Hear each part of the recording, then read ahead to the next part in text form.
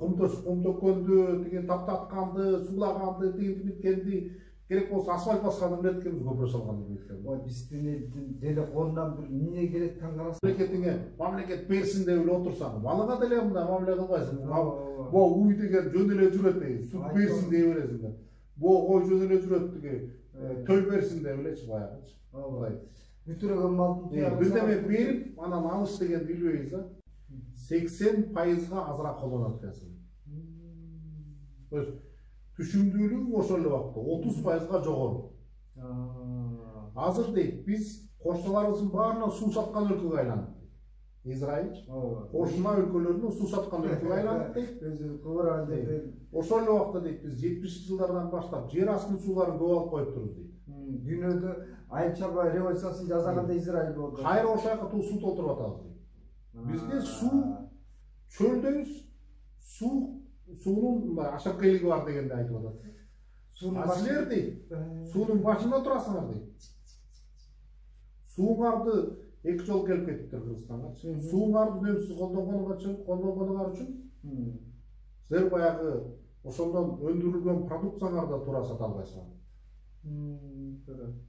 Суунун башында турасыңар дейт. Эгер силер ошо биринчи сууну биз баягы мөңгүнүн суусу менен суу албай атабыз. Мындай мөңгүнүн суусун кесир кылып атабыз да. Борбор калаанын ичине суулар өзөк болуп кетип атат чек арадан арычы.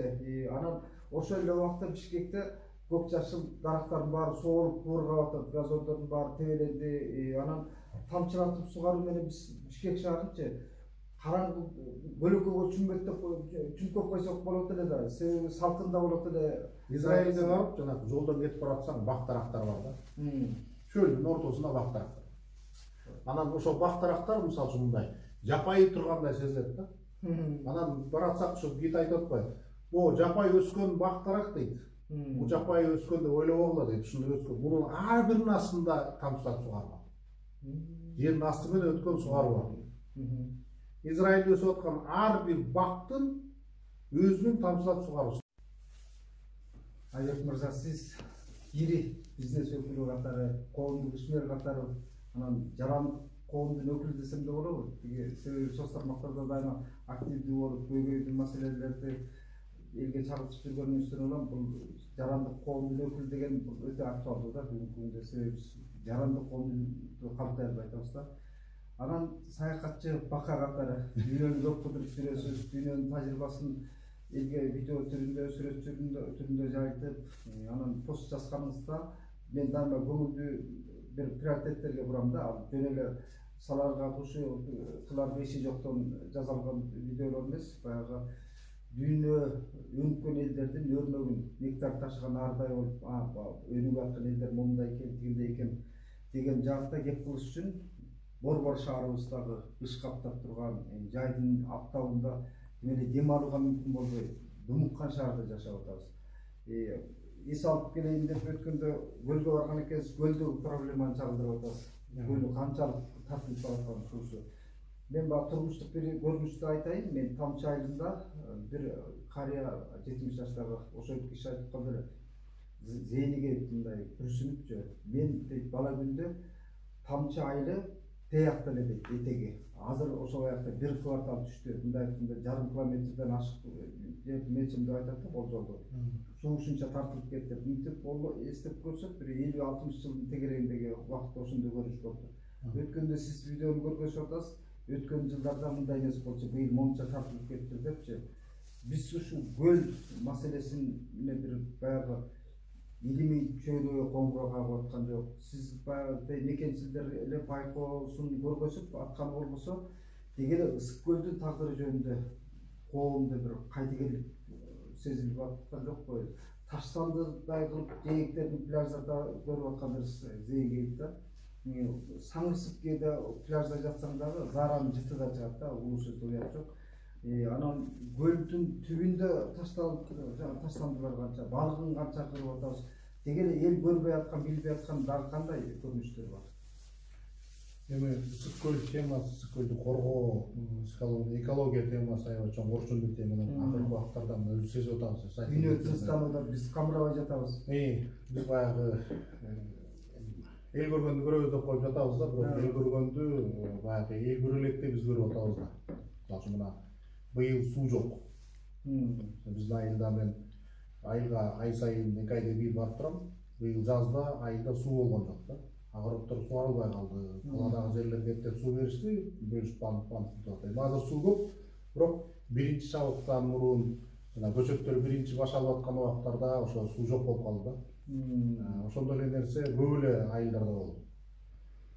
Анан көлдүн азайганы бул акыркы менен баягы акыркы 3 жылда көбүрөөк мамиле берип атат. Мындай көбүрөөк мындай аракет кылып мындай бир аз чагылдырайын, балким коом ойгонот деген бир эмедечи. Анан ошо Facebooктан эле таратып атабыз, бирок ошондо деле баягы анча мынча мындай ойгонуу бар. Акыркы 3 жылда мен билгенде 80 сантиметрден 1 метрге чейин суу тайыздап кетти. Мындай жок, суу жок. Акыркы 1 жылда эле былтыркы менен быйылкынын ортосунда 30 сантиметрден суу жок да. Мынтип отурсак эми баягы эми ошончо жылдан бери келаткан көл жок болуп кетпек беле деп деле көп айтып коюп атышат да. Былтыр ушинтип көтөрүп чыксак, официальный мындай бир окумуштуулар айтып чыкты. Көл деген ушинтип 50-60 жылда азайып, анан кайра көбөйүп турат деп ушундай эме жазып чыгышкан да. Жана сиз айткандай тиги тамчыда кабышка айткандай эле биздин аталарыбыз деле айтчу, ошо 30-жылдары 40-жылдары биз ошо биздин айылга бараткан жерде Шарпылдак деген жер бар. Аты Шарпылдак эле, ошол жерге суу мындай көл шарпылдап уруп турчу эле. Анан биз азыркы жол эмес, өйдө жактагы жол менен өтчүбүз депчи. Ошо 50 метр ошондон бери эле жок да. Мындай карап көрсөк, ошо биздин аталарыбыздан мына 30-40-жылдардан бери келатканда эле суу канча тартылып атат.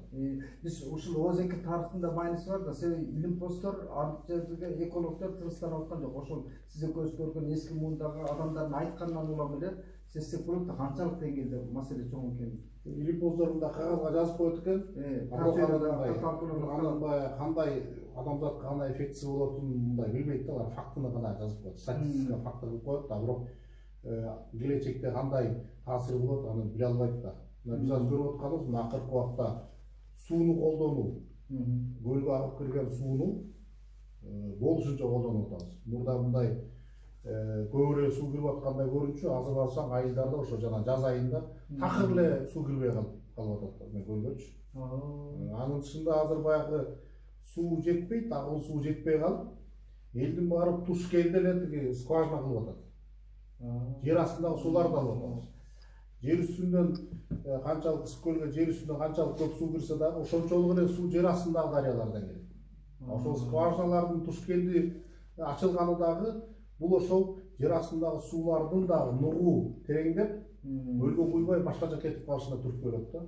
Дагы бул Асман шаары дагы коомдо нааразычылыкты жаратып атпайбы? Ысык көл үчүн бул чоң коркунуч депчи. Себеби жердин кыртышы аркылуу баягы канализация барат. Ошол жагы кандай деп ойлойсуз? Эми эгер Асман шаары салына турган болсо, сөзсүз экологиялык шаар болуш керек да. Анын баарын ойлош керек. Бирок ошол күндө дагы Асман шаарына салынып бүткөнгө чейин эле биз ысык көлдү жоготуп калышыбыз мүмкүн да. Ошол жагын расмий билgiге эске албай аткандай, анан бир илимпоздордун бир корутундусу да болуш керек да. Жок, анда эч кандай коркунуч жок дегенчи, анан азыр карапайым элдин ичинде эле уурдуу да. Бул дагы ошол. Мындай сөз жүзүнө алып болуп атпайбы? Кыргызда тилекке каршы 30 жылдан бери эле биздики мындай болуп атпайбы? Кыргызда тилекке каршы мындай кандай десем, айттым бүттү эле бар экен да. Кыргыз окубайт, кыргыз жазбайт, только кыргыз айтат. Анан башка нерсе жок. 30 жылдан бери эле айттым болуп келатабыз. Мен айттым, мен айткам, мен айттым деп эле келатабыз, бирок ошол боюнча эле мындай жылыш жок. Ошо экология Кыргызстан көлдүн экологиясы бузулуп атканы ошо өткөндө биз Омар Султановдун ашын көрдүк. Ошондо айттык, Омар Султанов ошо 1986-жылы, ошондон мындан 38 жыл мурда ысык көлдү коргоо боюнча жана эл аралык фонд түзгөн экен. Ошонун негизинде ысык көл биосфералык зона деп бөлүнүп, анан ошонун негизинде балыкчылык киребеш жана экопост түзүлүп, ошол негизинде анан баягы көлгө топтолгон кирип аткан акчалардан акча топтолсун деп, анан ошо пунктөрдөн дагы түшө турган жана ысык көлдү өнүктүрүү фондунда түзүлүшүн дагы ошо түпкү себеби ошол ысык көлдү коргоо болбосун деген да. Ошондо мөдө үчүн ошол жака кетиш керек эле. Бирок кийин бийлик өзгөрүп алгы болуп отуруп, анан баягы башта жакшы идея болуп башталган нерселер аягына чыкпай калып, анан башка багытта уруп кетип атат. Учурда ошол ысык көлдү коргоо фонду мындай кандай аракеттердин негизинде мындай иштеп аткан рабочий неме барбы? Ушуга тынчтанып ушул маселени Жок, ысык көлдү коргоо фонду ошол Нур-Султан түзгөн экен. Азыркы убакта мындай эч кандай мындай кыймылы жок эле. Ошо кызы менен күйөө баласынын үстүндө туруп атат. Биз эми ошону алып кайра жандандырып, ошонун аркасында иш алып баралы деп атабыз. Бул ысык көл тагдыры Омар Султановдун туугандары үй бүлөсү үчүн эле маанилүү эмес да, бул улуттун маселеси да, улутка энчилүү. Анан 90-жылдарда эсиңиздедир, баягы улуттук кайра жаралуу сезим сойгонгондо, ошондо Кыргызстан маданияты бетине эки бетине толтура аттуу баштуу акын жазуучулардын ошо Тынчтанган ысык көлгө арналган поэзиясы жарык көрүптү да. Анан бул ошол адабий эле компания сыяктуу эле калып калды да. Андан кийин деле ошол бийлик алмашкан сайын ысык көл маселеси унуттап эле калды. Элдин көңүл чордонунан бир чыгып бараткандай, анан азыр сизге окшогон баягы ысык көлдүн кулундары гана тынчтанып аткан болбосо, мындан аркы иш кандай уланыш керек ошол ысык көл коргоо фондунун аракети? Эми азыр мына 86 ошо коргоо фонду түзүлүп атат. Ошол негизинде 90-жылы ысык көл форуму өтүп атат. Анан ошо биосфералык зона болуп атат. Анан азыр мына мисалы убагы менен ысык көлдү коргоп калалы, ысык көлдү дагы мындай жогорку бийиктикке жеткизели деген мындай ишкерлер, мындай кишилер болот экен да. Мисалы жанагы ошо ташкыл ирек сызыптын жана брухордо салган, түндүктө түштүктө бири-бирин метпаңдай брухордо салып, анан анысы түндүктө бүтүп, бирок түштүктөгү суу жыгылган боюнча калды, баягы бүтпөгөн боюнча калды. Атат эскирип калды. Бул деле баягы ошол чоң идеяны ысык көлдү коргоо, ысык көлдү мындай жогору тутуу бир идеясы болгон да. Эми азыр болсо, азыр эң негизги орчундуу нерсе ысык көлдү сактап калуу үчүн, ысык көлдө жашап аткан элди сактап калуу үчүн эң негизги ошо сууну сактап калуу керек болуп атат да. Анан биз азыр ошо эменин үстүндө жүрүп атабыз, мындай жаңы баштап атабыз идеяны. Көлдү жөн эле сактап калалы, көлдү тигинтели мынтели дей бергенде, мен деле ошо 2 жылдан бери айттым бүтүп менен жүрүп, быйыл эми бир реальный бир нерсе ишке ашыралы деп, ошо ысык көл областтын мындай тамчылатып сугаруу системасын өткөрүү боюнча бир иш алып баралы деп атабыз. Айыл жерлеринде бала дыйкандарга дагы үй-бүлөлүктөргө дагы сууну, биз колдонуп аткан сууну биз канчалык экономдуу колдонсок, үнөмдүү колдонсок, ошондо көлгө кирген суунун көлөмү да чоңоет.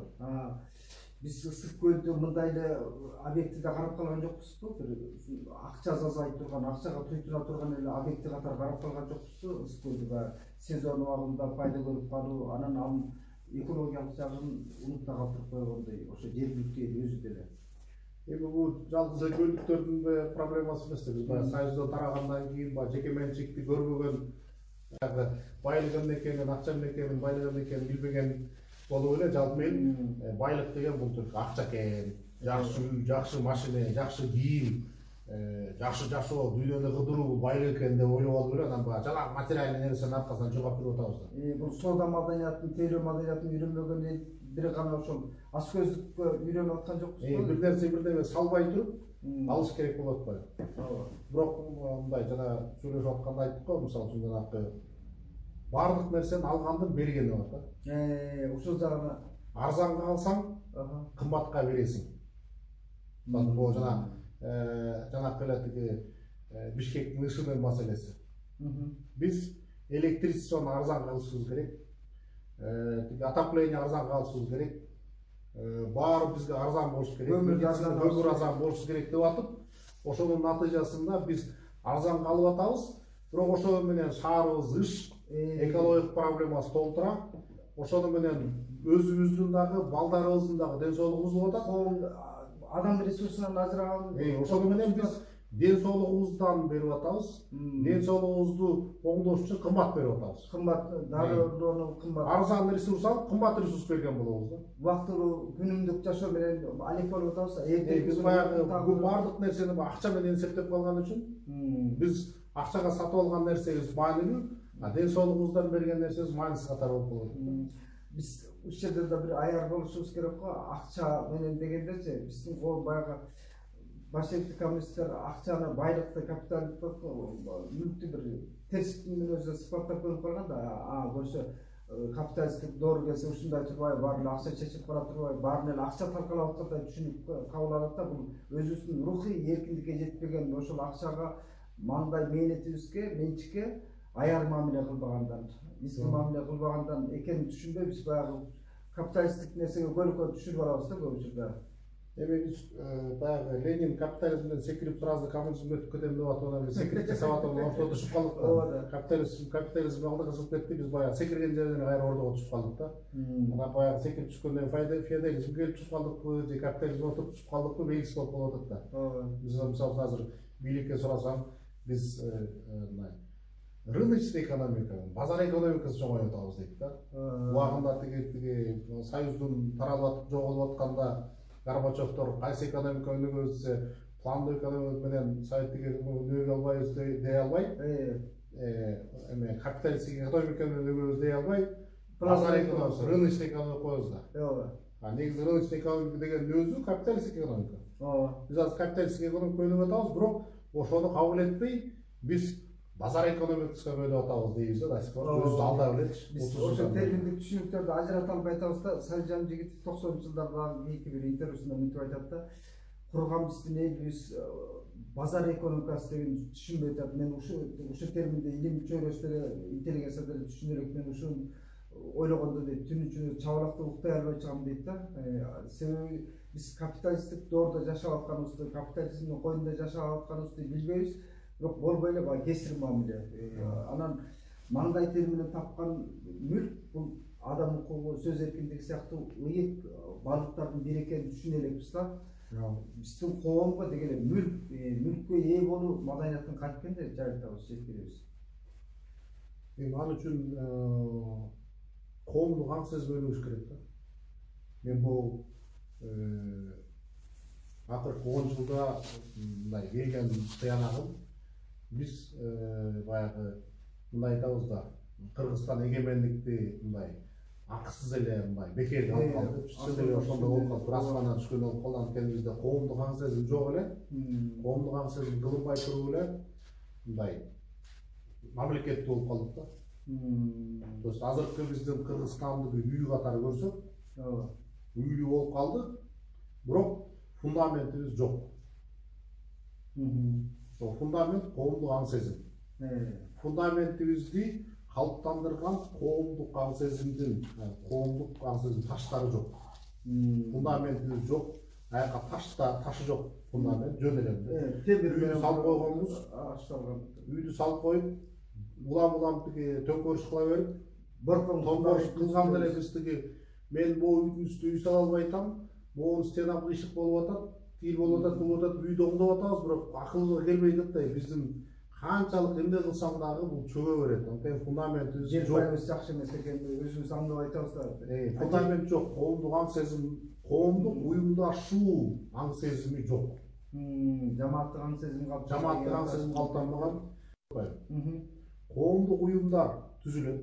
Ошол коомдук уюмдар түзүлүп, ошолор саясий нук алса, саясий партия болот. Анан саясий нукту алып туруп биз эгемен бир өлкө жаратабыз деп, анан эгемен өлкө болот. То есть ошол коомдук уюм жок болсо, мамлекет жок деген түшүнүк да. Коомдук уюм биздин каныбызда агып аткан жанакы жок, кан тамырыбыздагы агып аткан жанакы кызыл кан клеткалар. Ушундай ойлош керек да. Жарандык коом. Жарандык коомдор, жарандык коом. МПО, НКО, ТГПУ деп бөлүп атпайбызбы? Ошонун баары жарандык коом. Жарандык коомдун ичинде да бар тең. Диний коомдор, кесиптик коомдор, хобби коомдору, жердешчилик коомдору, улут эметиги мындай жарандык коомдордун ар кандай ячейкасы түрү. Жана уруучулук коомдук уюмдашуусу, мындай керек болсо жанакы үй бүлө, себеби үй бүлө жаратылышты коргоо, ошонун баары тең баягы ошол жанакы мамлекетибиздин түпкүрүн түптөй турган фундаменттин таштары. Опа эле, бул баягы Финляндиянын мисалында ошол жерден айтсак болот да, алардын Финляндиянын өнүгүп кеткен бирден бир жолу ошол жарандык коомдун ячейкасы көп болгон үчүн, билим тармагында, бизнес жаатында бүт сала болуп жарандык коом калыптанган өлкө гана өнүгүү алдында ошол фундаменти бекем болот да. Биз эми Кыргызстан, кыргыз эли буга чейин ошондой коомдук уюмдашуу болуп келген. Анан кийин биз советтик доордо баарыбыз тең коммунисттик партияны карап калып эле, коммунисттик партия эмне окушуңду үйрөтөт, отурганыңды турганды үйрөтөт, анан каякта жүрүштү үйрөтөт, кантип бийлешти үйрөтөт, кантип ырдашты үйрөтөт, бүт баарын үйрөтөт. Анан кайсы багытта жүрүшүңдү үйрөтөт деп отургандан биз баягы баар деген бир партия бизде кылып берет дегендей таң сөзү менен калып калганбыз. Биз үчүн партия чечет деп өзүбүздүн жаратмандык касиетибизден ажырап калганбыз да биз. Бакма токтор. Азыр эми ошон үчүн мисалы үчүн элге барып сурасак эле эл айтат да, тиги өйдө жактагылар мамлекеттегилер айтсын, бийлик айтсын деп эле атпайбы. Негизи ошол мамлекеттеги дегендерди, ошо бийлик дегендерди, аткаруу бийлигин өзүң шайлаганыңды, мамлекет деген өзүң экенин эл билбей эле анан баягы аткаруу бийлиги элдин мүдөөсүн аткарат. Эл аң сезими туура эмес жакка кетип, жанакы эле капитализмди туура эмес түшүнүп, жеке менчикти туура эмес түшүнүп, жеке менчиктин пайда болуусун туура эмес түшүнгөн үчүн байраак болуп кеткендерди советтик менталитет менен бул деген туура эмес байып кетти. Муну деген мындай, мунукун элге дебейт, мамлекетке алып коелу деп атат да. Элге алып коелу дегенде мамлекетке алып коелу депчи. Бул ошо жанакы өзү эле эртең бүгүн ошо мындай бир үй турган киши эртең бир фирма куруп эметип калса, мамлекетке алып кое турган болсо кандай болорун түшүнбөй эле. Элди бийликти шыктандырып атпайбы кайрачы, туура кылып атат дегендей. Жок, элден ошол мүдөө элден чыгып атат да. Элден чыгып атат мүдөө. Буолар байып кетти, буолар туура эмес байып кетти болуш керек, буолар жеп алды болуш керек депчи. Сиз жанагы дүйнөнү кыдырып жүрүп атканда пост жазып, видеолор жарыялап атасыз да.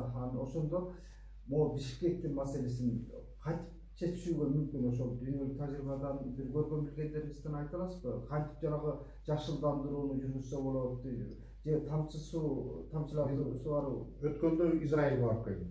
Израилде бир ишкер менен жолугуп калдым. Анан ошол айтып калды да, биз дейт Израиль курулганда дейт, бул биздин чөлкөмдө дейт, бир эле ушул өлкөлөрдүн баарын камсыз кылган бир эле дарыябыз бар дейт. Анан ошол дарыя үчүн, ошондон келген суу үчүн биз 2-3 жыл согуштук дейт. Айланасында. Анан дейт, биз түшүндүк дейт, сууну үнөмдүү колдонуу менен гана биз бир нерсеге бара алабыз түшүндүк дейт. Анан азыр мына биз толугу менен үнөмдүү колдонууга өттүк дейт. Сууну жана тамчылатып сугаруу системасына өтсөң, 80% азыраак колдонот экенсиң. То есть түшүмдүүлүгүң ошол эле убакта 30% жогору. Азыр дейт, биз кошуналарыбыздын баарына суу саткан өлкөгө айландык. Израиль кошуна өлкөлөрүнө суу саткан өлкөгө айландык дейт. Ошол эле убакта дейт, биз 70 жылдардан баштап жер астын сууларын көп алып коюп турбуз дейт. Дүйнөдө айыл чарба революциясын жасаганда Израиль болду. Кайра ошол жака суу толтуруп атабыз дейт. Бизде суу чөлдөбүз, суунун ашакелиги бар дегенди айтып атат. Силер дейт, суунун башында турасыңар дейт.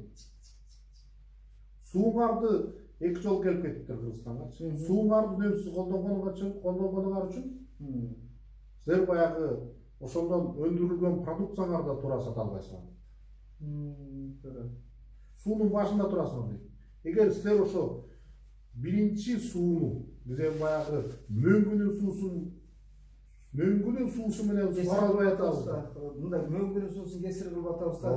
Борбор калаанын ичине суулар өзөк болуп кетип атат чек арадан арычы. Анан ошол эле убакта Бишкекте көк жашыл дарактардын баары соолуп куургап атат, газондордун баары тебеленди. Анан тамчылатып сугаруу менен биз Бишкек шаарынчы караңгы бөлөкөгө чүмпөп койсок болот эле да. Себеби салкында болот эле. Израилге барып, жанагы жолдон кетип баратсаң бак дарактар бар да. Чөлдүн ортосунда бак дарактар. Анан ошол бак дарактар мисалы үчүн мындай жапайы тургандай сезилет да. Анан баратсак ошо гид айтып атпайбы? О, жапайы өскөн бак дарак дейт. Бул жапайы өскөндө ойлобогула дейт, ушундай өскөн. Мунун ар биринин астында тамчылап сугары бар. Жердин асты менен өткөн сугары бар. Израилде өсүп аткан ар бир бактын өзүнүн тамчылап сугаруусу бар. Бизде көздөн өчүп атпайбы көлөкөчө, баягы кыргызча айтканда иттен көлөкө талашып калдык дейт эмеспи? Биз иттен көлөкө талаша тургандай борбор шаарда жашап атабыз да.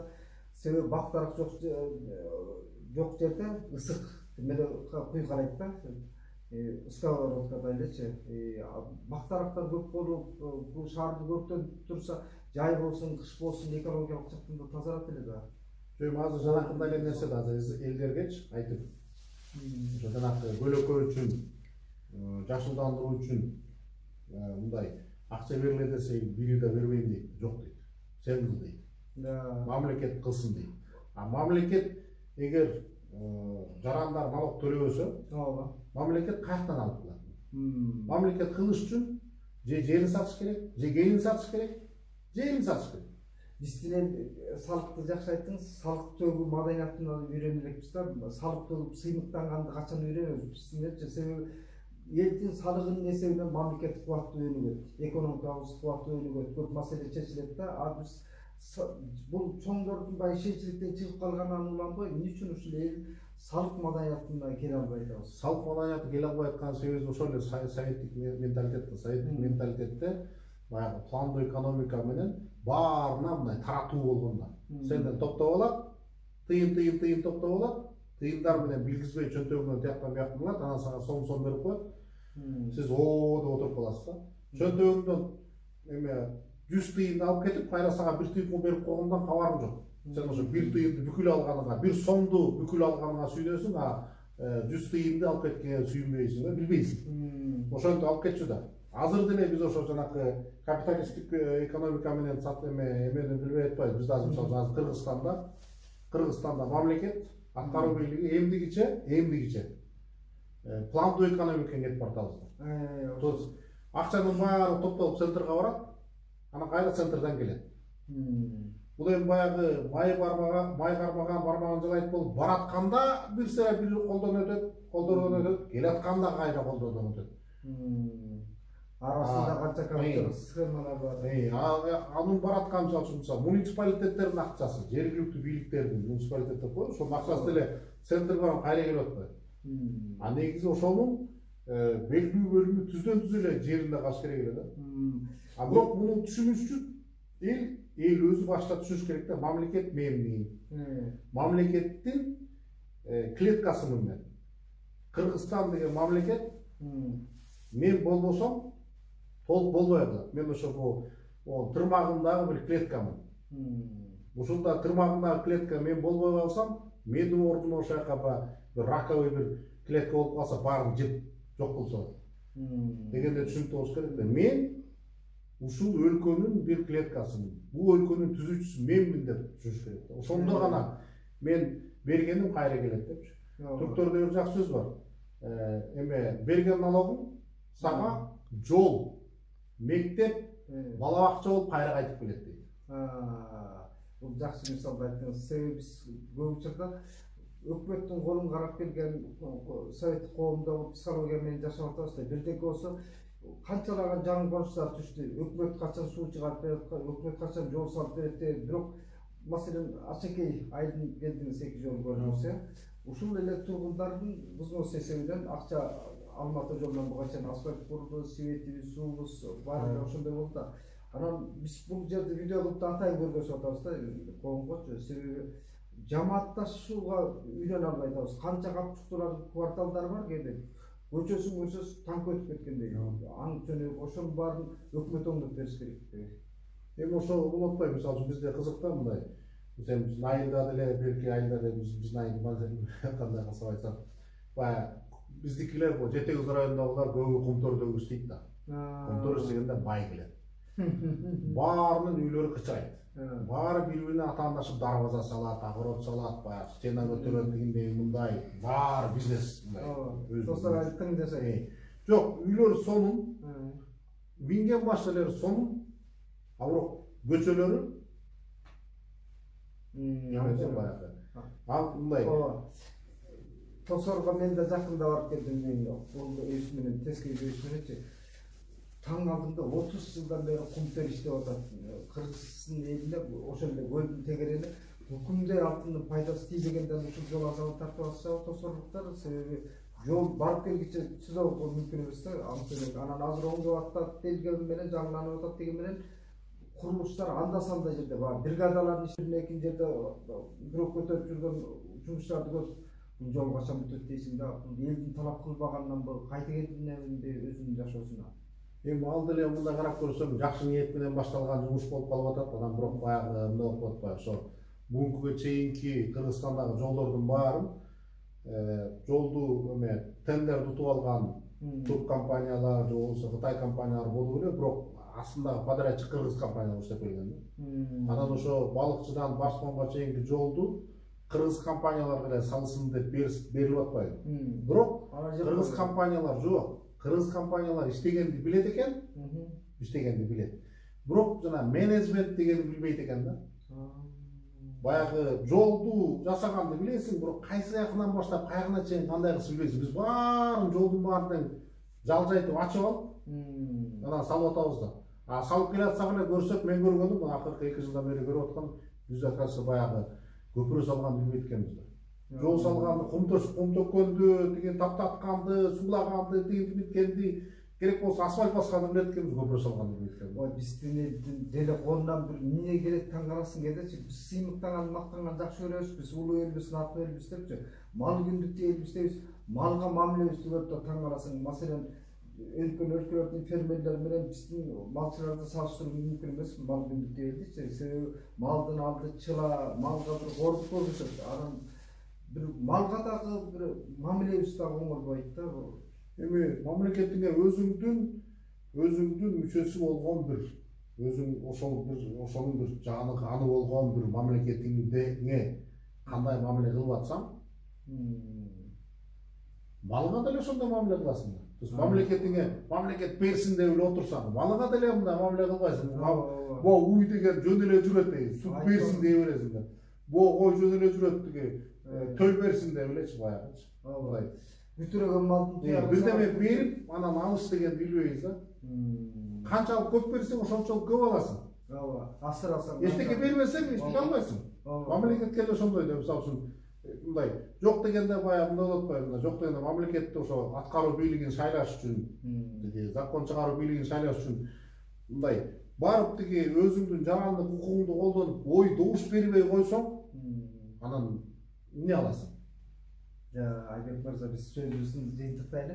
Урматтуу көрүүчү, сиз белгилүү ишмер, бизнесмен Айбек Сарыгул менен биздин маңдай тескер маегибизди угуп отурабыз.